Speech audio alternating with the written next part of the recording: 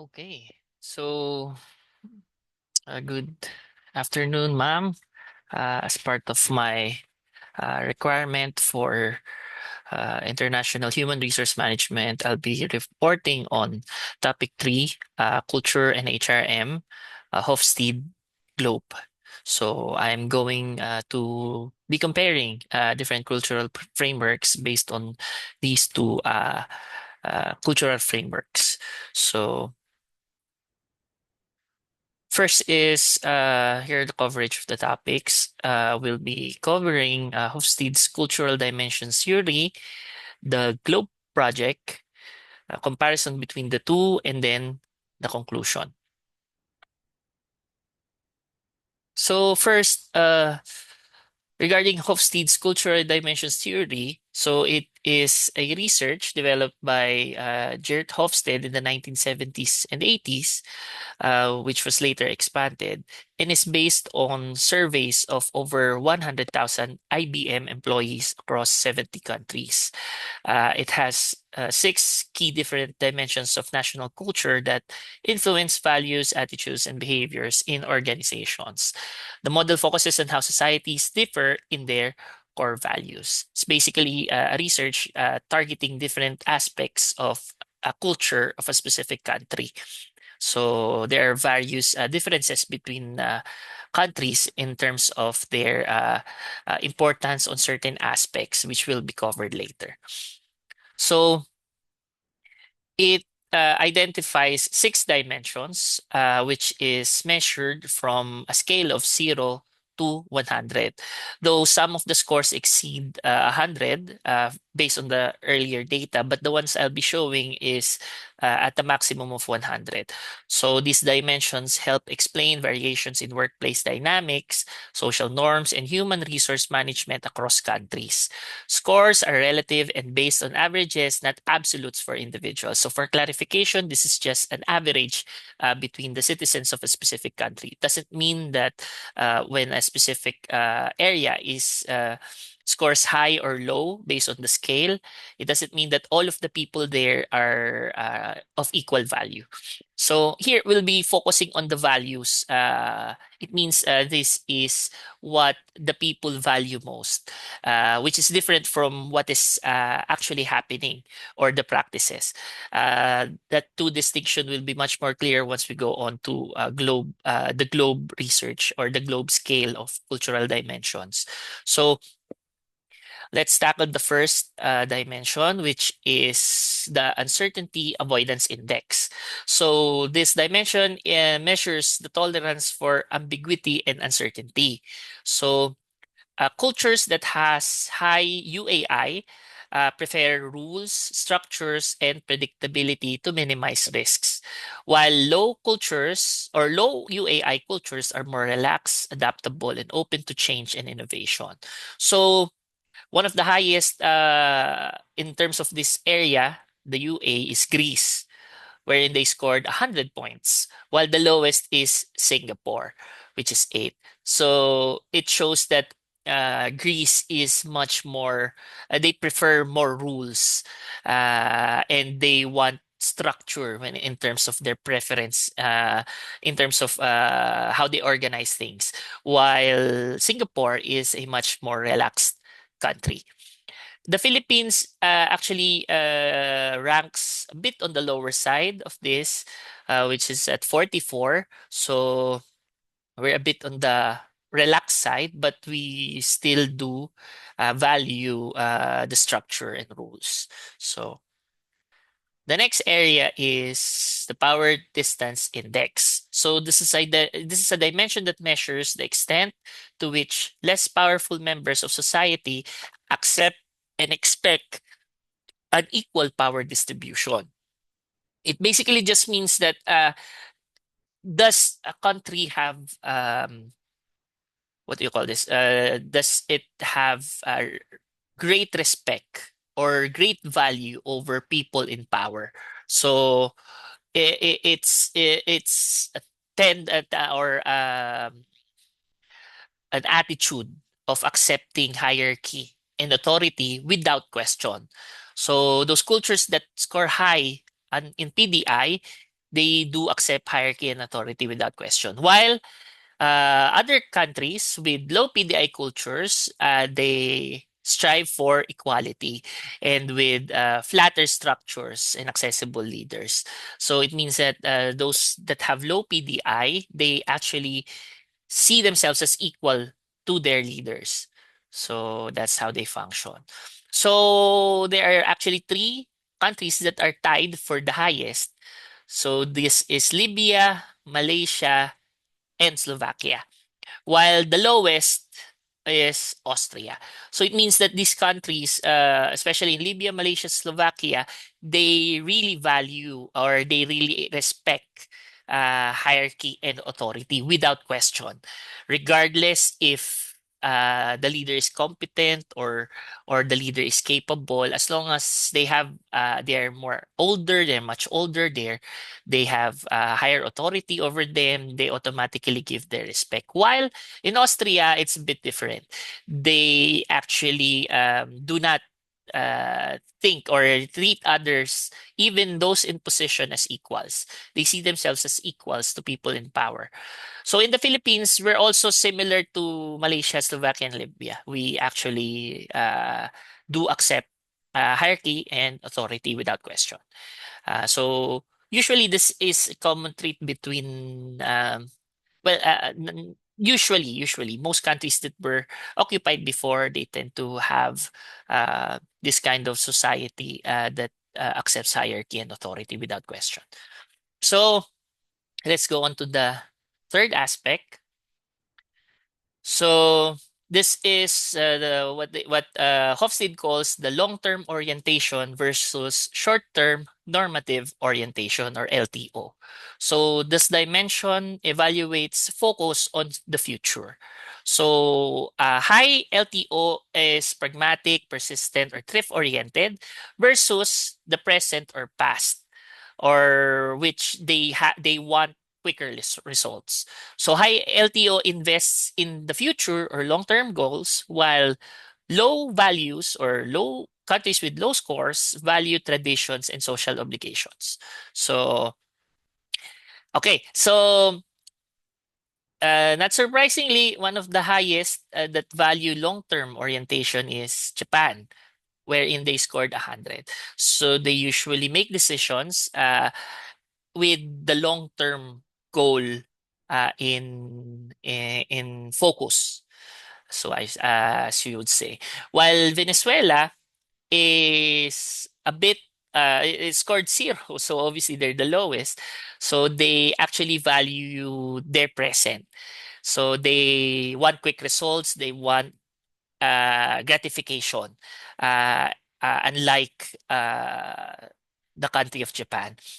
So the Philippines is also on the lower end. So we scored 46. So we do value a little bit. We're on the median. We both value short-term normative orientation, but we also value the long-term orientation or long-term goals. So we're practically in the middle. Okay. So fourth is the individualism versus collectivism. So this assesses, or IDV, the IDV assesses whether people prioritize individual goals or group harmony. So do the country prioritize their individual achievements, self-achievements, or the achievements of the group?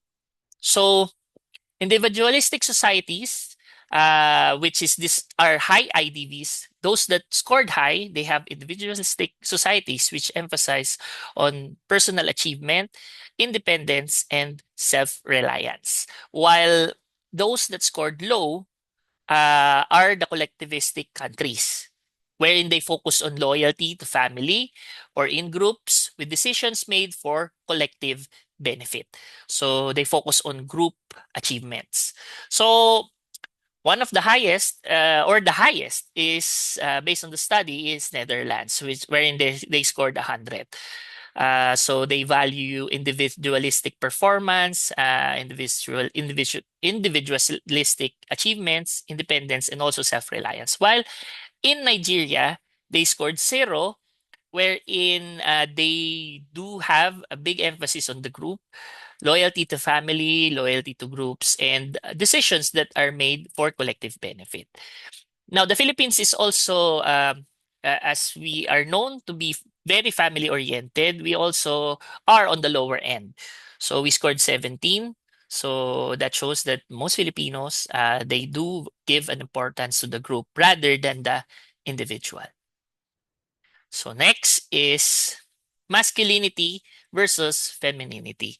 So this dimension looks at whether a society is driven by competition, achievement, and success. So this is a bit outdated. So they are Hofstede uh, attributed people who have or who are driven by competition, achievement, and success as masculine. And he also attributed care, quality of life, and cooperation to a feminine characteristic. Actually, this does not really apply anymore. This is not politically correct as of now. So um, this is something that is a product of its time, but basically that's what the masculine and feminine scales that Hofstede is trying to describe.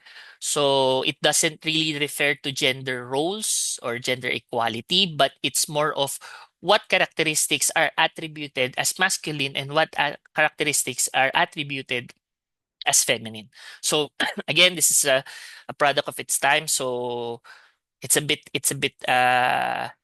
different on how we interpret masculinity and femininity as of today. So those that scored highest, which is a more masculine, based on Hofstede, a more masculine culture is Slovakia. So they scored 100, which means that they are very competitive, very driven by success, and that's how people there value their competition. So or their achievements and their success. And the lowest that scored is Sweden. So they scored only 5.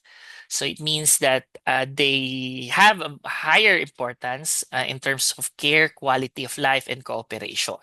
They put more importance on those values. So again, most of these, this is not a reflection of how a country performs. This is mostly how their culture is designed. So, in relation again to human resource management or international human resource management, it gives us an overview on how we should be dealing with these multicultural people. In terms of how we manage our human resources, so the Philippines is actually on more on the masculine side. So, but we're a little bit on the middle.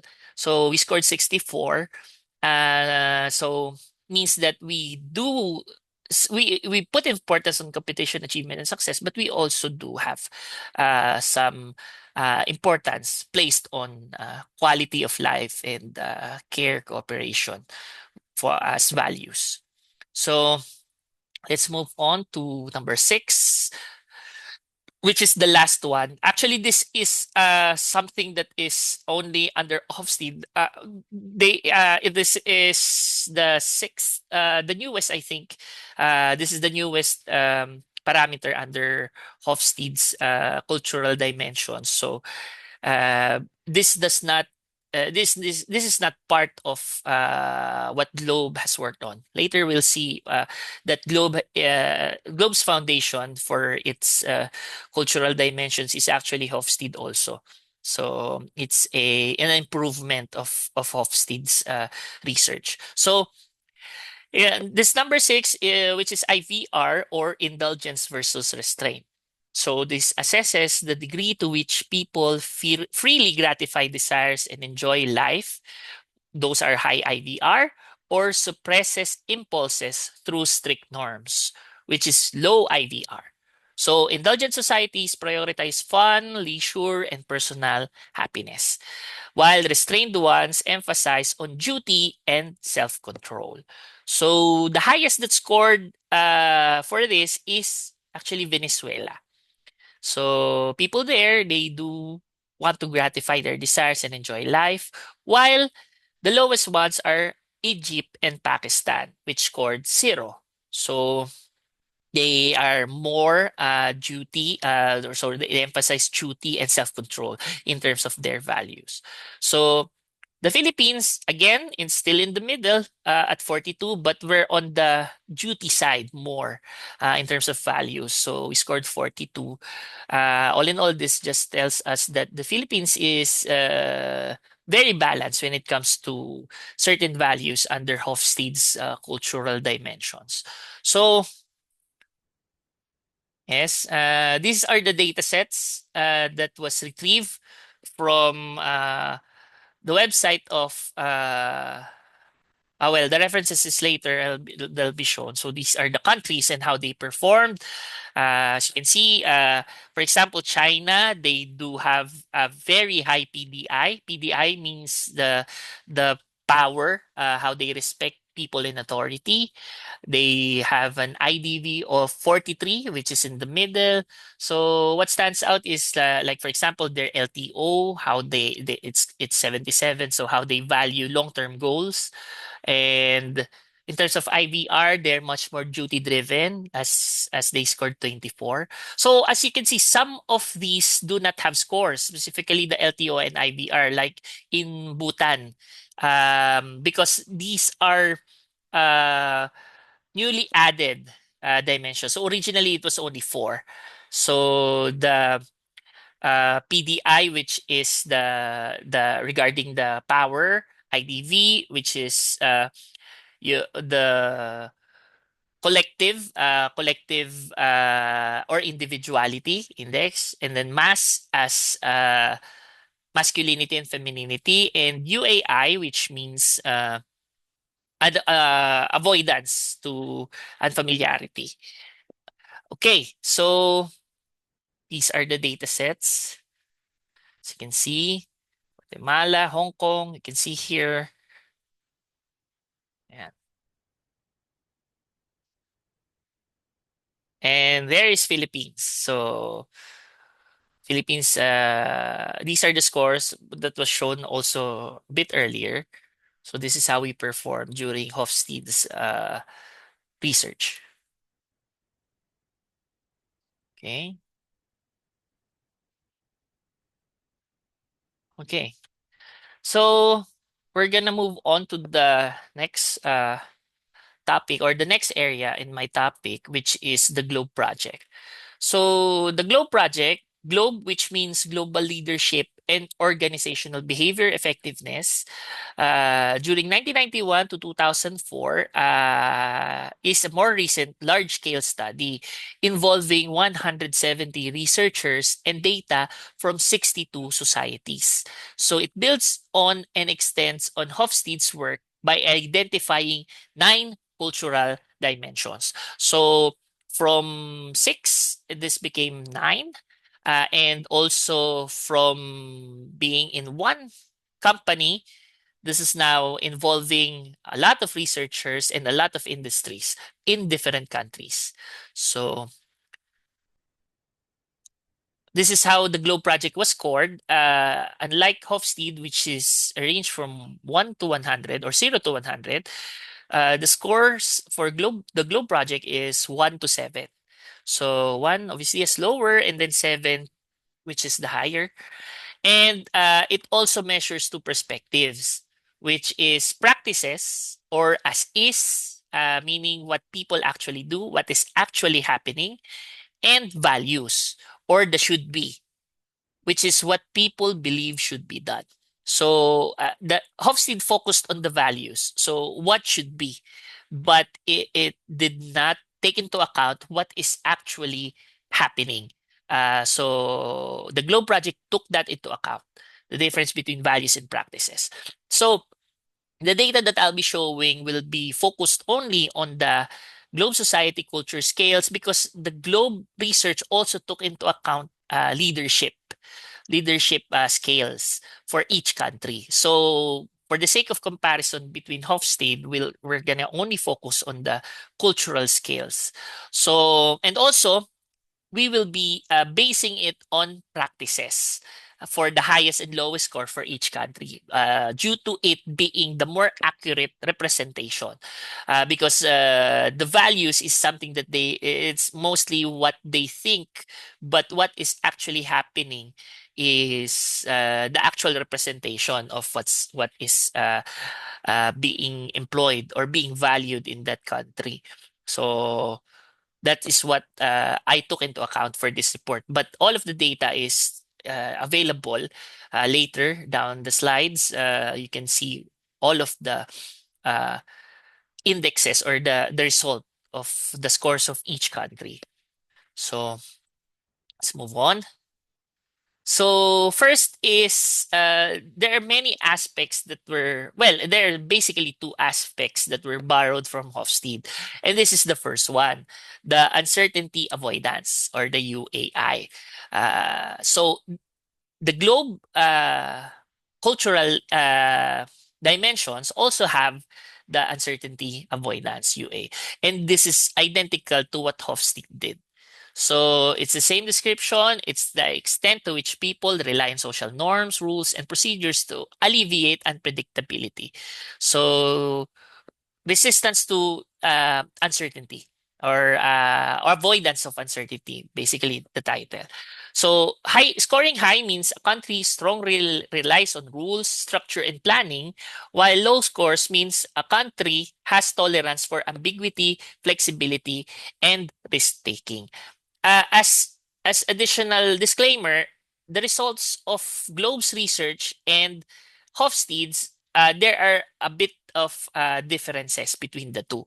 So, of course, the results will not stay the same because values are something that changes over time. Cultural values.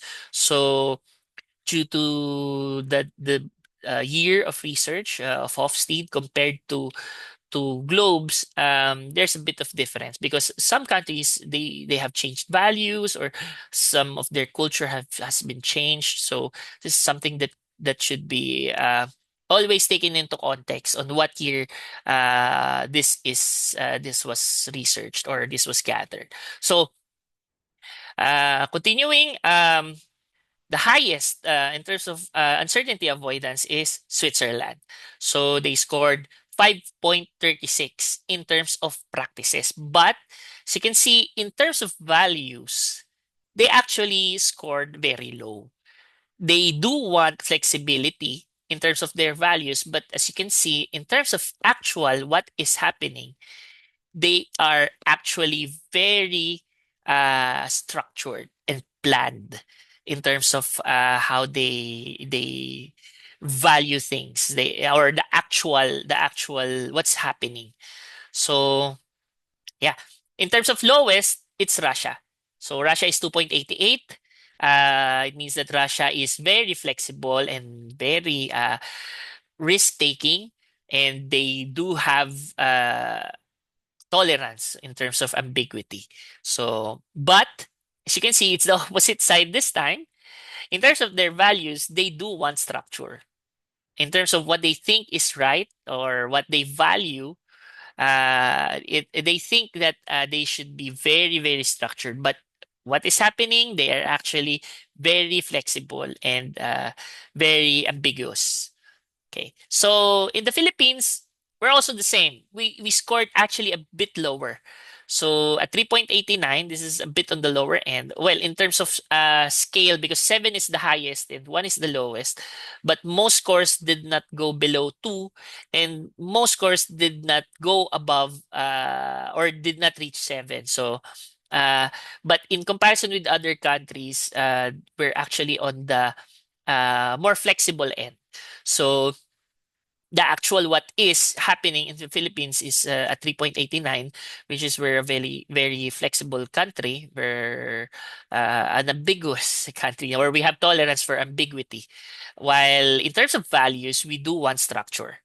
So there's a bit difference. This is the advantage of Globe's research that they took into account what is and then what should be.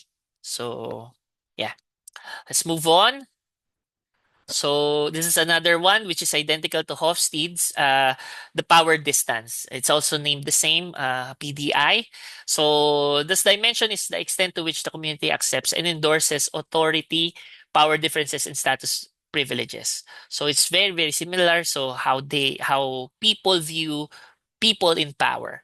So of course, those countries that have the score higher are more likely to accept power inequities between people, while those with lower power distances are more likely to question their leaders when they disagree with them. So other one highly respects authority, the other one treats them as equals. So it's very similar with Hofstede's PDI. So there two are tied for the highest, which is Morocco and Nigeria. So these are countries that really accept power inequalities between people. But in terms of, so they scored 5.8, but in terms of value, they do want equality. So they scored 3.11, Morocco specifically, and then Nigeria 2.69, which is really low. So they do believe that it should be equal in terms of their leaders. But in terms of what is happening, they do have acceptance with power inequities. So the lowest one that scored is Czech Republic at 3.59. Uh, and also their value score is a bit higher at 4.35. So these are countries that actually have equality in terms of, or they do not readily accept leaders. They question leaders or people in authority. So in the Philippines, we actually are in the higher end. We scored 5.54, but in terms of values, we are also very low. We do believe equality between us and the leaders, but what is actually happening is that we really do readily accept power inequalities between people. So yes, that's how we performed here in power distance. So it's a bit similar with the result. I mean, with Hofstede, because in Hofstede we scored actually 94 out of 100. So it's actually very high. So we do readily accept power inequalities. So let's move on. Again, as a disclaimer, what is being said as a characteristic of the country is just an average. It doesn't mean that no individual, no Filipino, all of the Filipino respects power readily. That's just the average. But there are still some Filipinos that question power, that question people in authority, or they treat leaders or people in power as their equal. So uh, this is just an average. So next is future orientation, which is a variation of Hofstede's LTO or long-term orientation. So this is a different take, but it's a bit similar on how LTO is.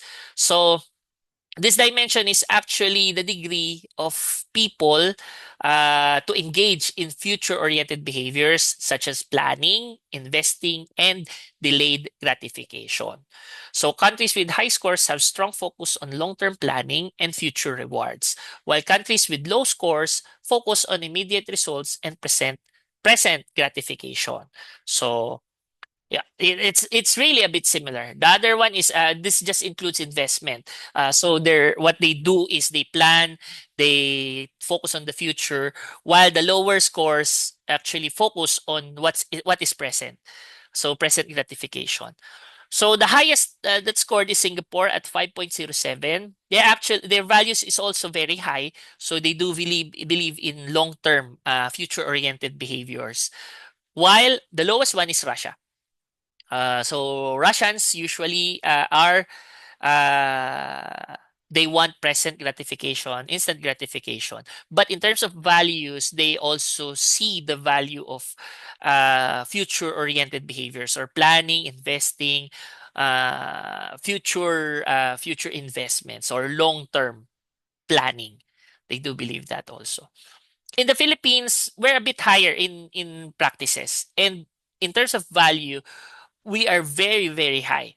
So we really value our um, future planning, future investing, delayed gratification.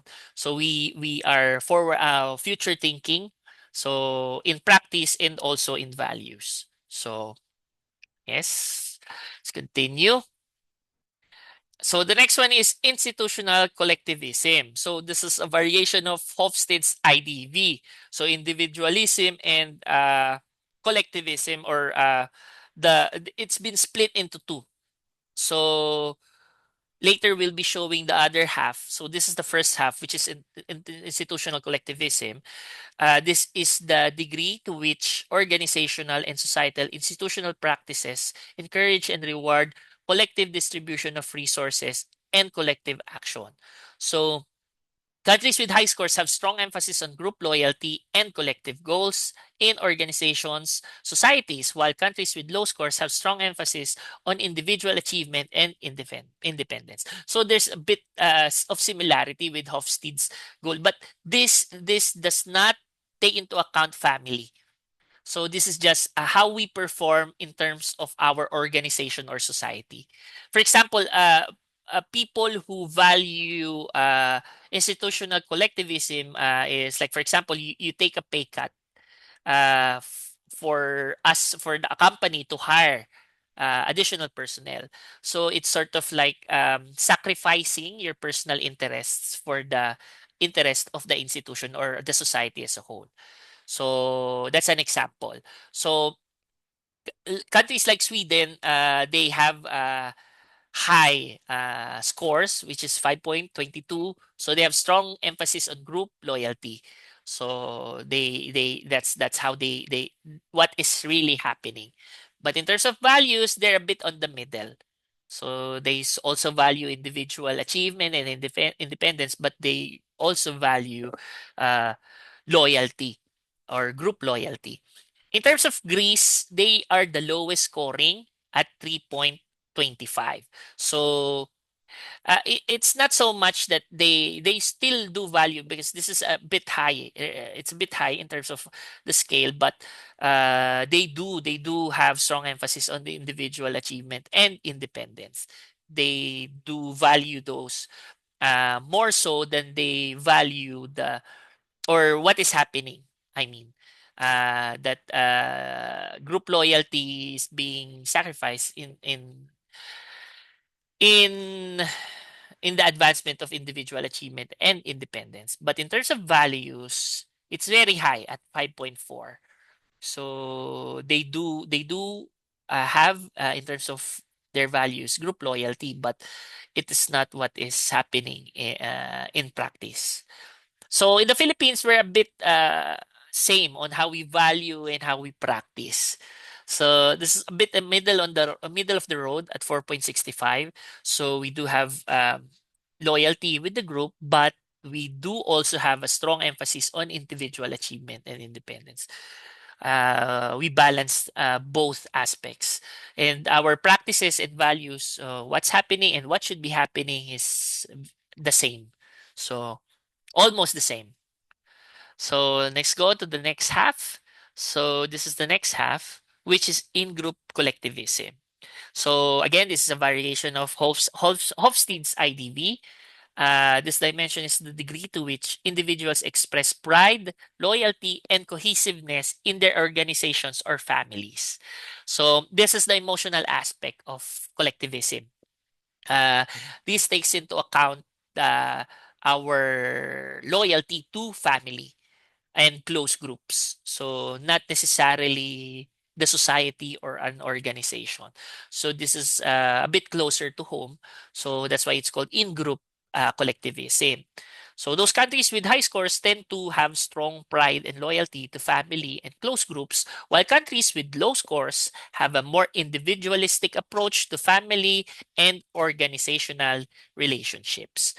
So not surprisingly, Philippines scored highest in terms of in-group collectivism. As Filipinos, we put great emphasis on family ties, family closeness. We have loyalty to family. Those are some of the values that Filipinos have. So in practice, we scored really high at 6.36. So this is actually very high. As you can see in other results, it rarely falls under 6. So at 6.36 in practice, we do have very high in-group collectivism. In terms of values, it's also the same. It's very high at 6.18. Now, the lowest one is Czech Republic. So at 3.18 with value score at 4.06, which is a bit lower on the lower end.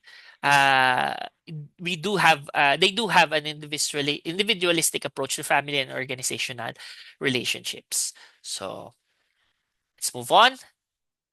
Sixth one is assertiveness. So, as I've stated earlier, masculinity and femininity of Hofstede is a bit outdated. So, Globe has updated this and also broken it into different parts. Actually, two parts specifically. This is the first part, which is assertiveness, and then the latter half will be shown later. So, assertiveness is the dimension or the degree to which individuals are confrontational, aggressive, or dominant in social relationships. So, countries that scores high value competition, directness, and assertiveness, while countries that score low prefer modesty, tenderness, and cooperation. So, the one that scored higher is Albania at 4.89 with their values equally as high with 4.41. So the lowest one is Sweden at 3.38 with values at 3.61, also very near. And the Philippines at 4.01 but with values at 5.14, which is very high. So as you can see, this is a trait that it's a bit all of the countries that answered is a bit middle of the road because sometimes aggressiveness dominance doesn't always mean that it's good so they also prefer modesty and tenderness. That's why most of the practices are in the middle of the road, but in the Philippines we do have a preference in terms of values. We do have a preference for directness and assertiveness.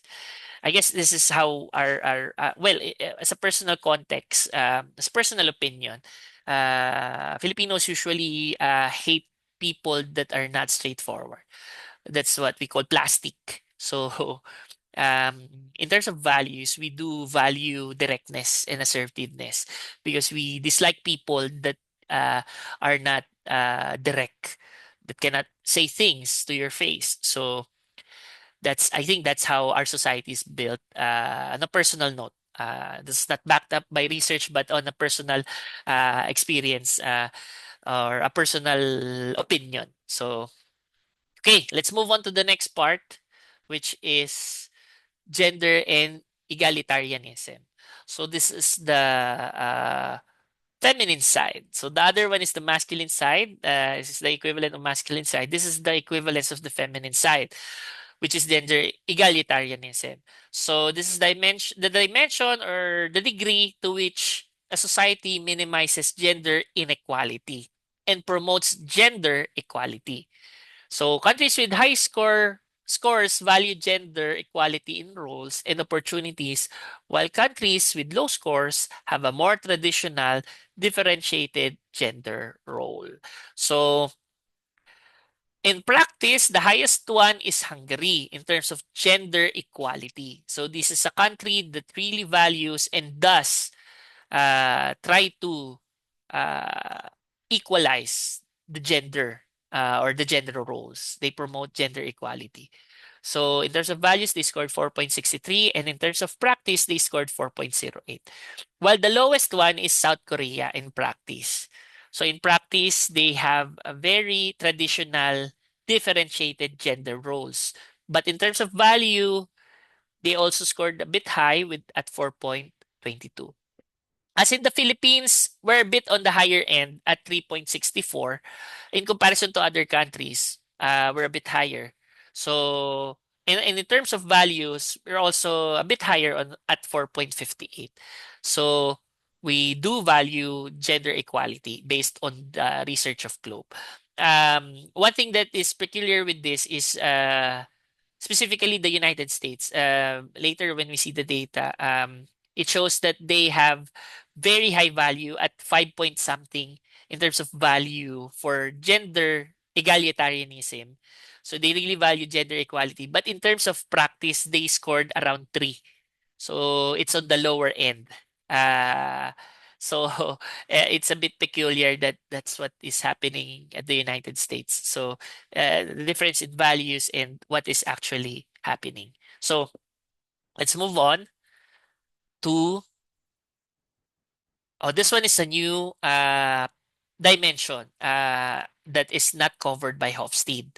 So it's humane orientation, which is the degree to which a society encourages and rewards fairness, altruism, generosity, care, and kindness. So it's focused on our kindness to one another. So countries with high scores have a strong emphasis on fairness, generosity, and helping others, while countries with low scores are more self centered, competitive, or are indifferent in behavior. So, one of the highest is Zambia at 5.23, which is very high. And surprisingly, their value scored the same at 5.23. They're a very kind country that believes in fairness, generosity, and helping each other. So the lowest one is Germany at 3.18. So in practice. But in terms of values, they actually exceeded Zambia. So what they think should happen is actually being kind and fair, but in practice, that is what not what is happening. So the Philippines, on the other hand, were very high also in the index at 5.12. So we also believe in fairness, we also believe in generosity and helping each other.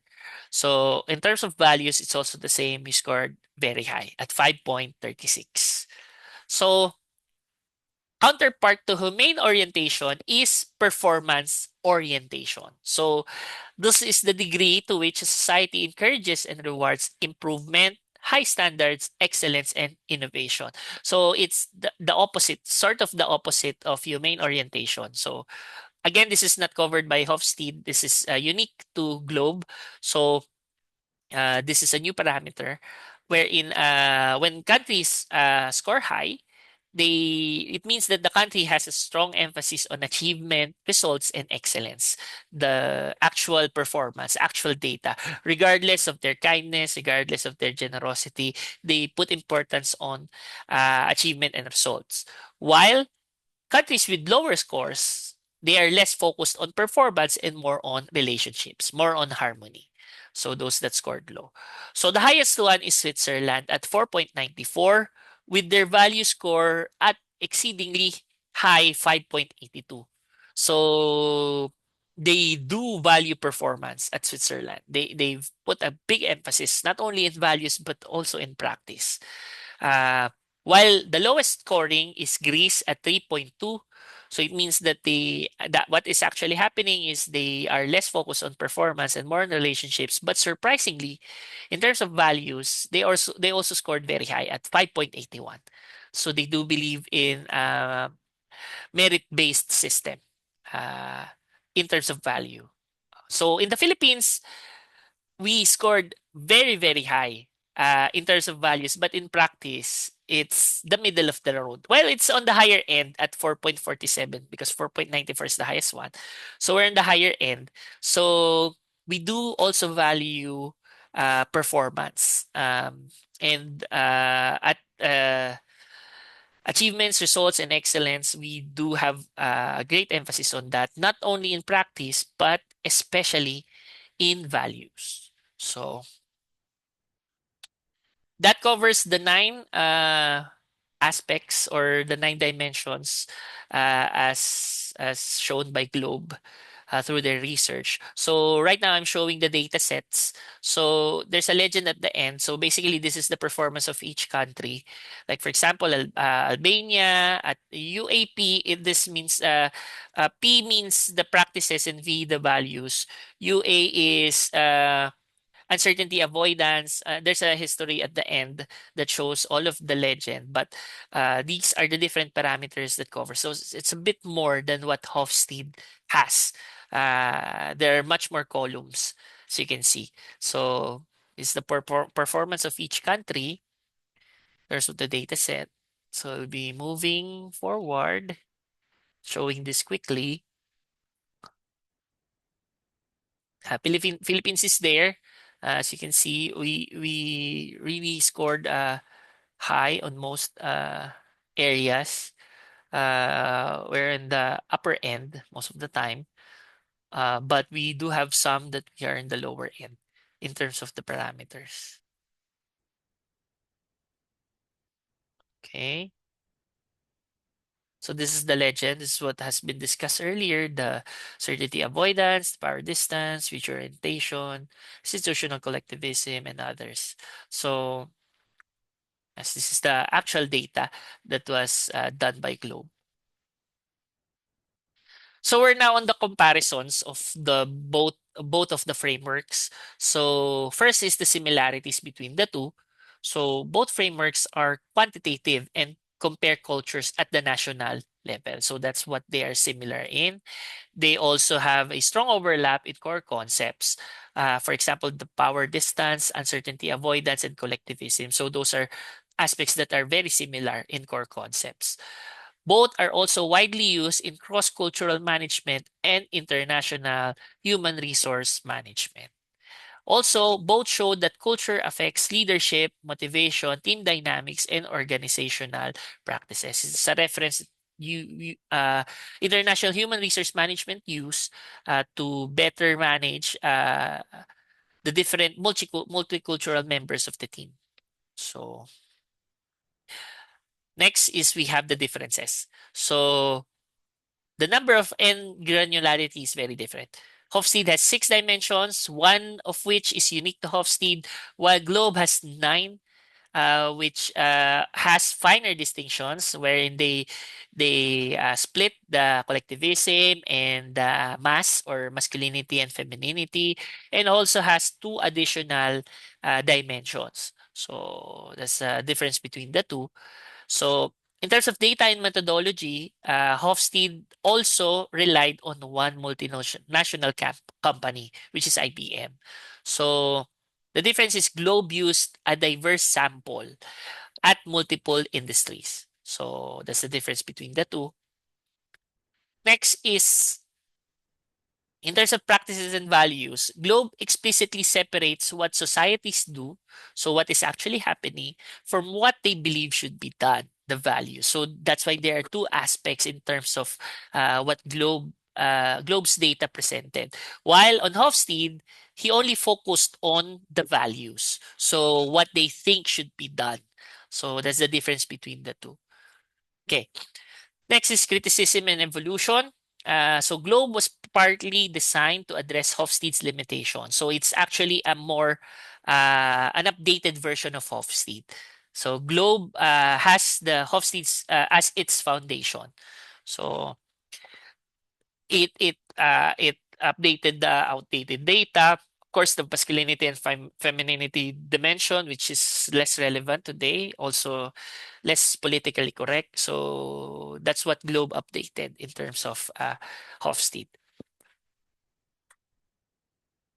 And then in conclusion, in practice, so many organizations use both models together, Hosted for a quick classic overview and Globe for a more nuanced, modern insights, especially when designing global leadership development or managing diverse teams. So Globe is often preferred today because it is more recent, comprehensive, and directly tied to leadership effectiveness. So that covers my report. Here are the references where the data was gathered from the Globe project and from Kaggle.com to get the Hofstede's data and to also get Globe's data. So that's it. Thank you. Thank you, ma'am. Thank you, classmates, for listening. And hope you have a wonderful day ahead. Thank you.